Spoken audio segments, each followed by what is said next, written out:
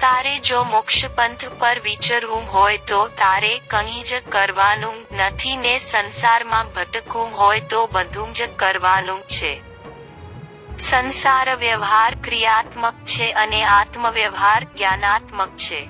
એક ક્રિયા કરે છે ને બીજો જોયા કરે છે. કરનાર ને જાણનાર બે એક હોય જ નહીં, જુદા જ હોય.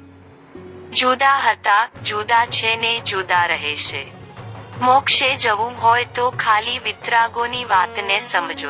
વિતરાગો શું કહેવા માગે છે એટલું સમજો, એમ જ કહેવા માગે છે.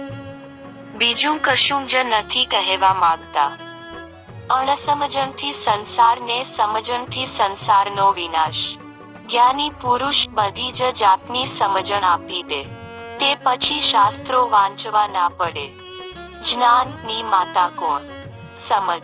એ સમજ ક્યાંથી પ્રાપ્ત થાય? જ્ઞાની પાસે સમજો. જ્ઞાન જાણવાનું નહીં, ના કશું જ જાણવાનું નહીં, ખાલી સમજવાનું જ છે. હું તમને કહું છું તે સમજો, એટલે બહુ થઈ ગયું. ખાલી સમજ જ જ્ઞાનમાં પરિણામ પામશે. પૂર્ણ સમજ એ કેવળ દર્શન કહેવાય અને વર્તનમાં આવે એ કેવળ જ્ઞાન કહેવાય છે. કેવળ જ્ઞાન પૂર્ણાહુતિ છે અને કેવળ દર્શન શરૂઆત છે.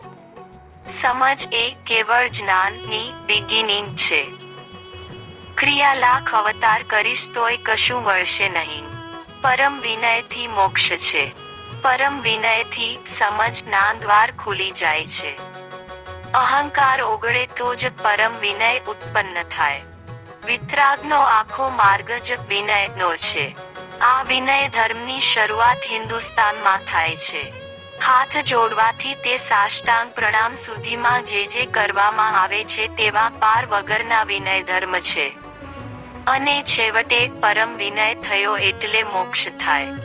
પરમ વિનય એટલે શું? જેણે કિંચિત માત્ર કોઈની વિરાધના ના કરી હોય. જ્યાં વાદ ના હોય, વિવાદ ના હોય, કાયદો ના હોય, ત્યાં પરમ વિનય છે. કાયદો એ બંધન છે.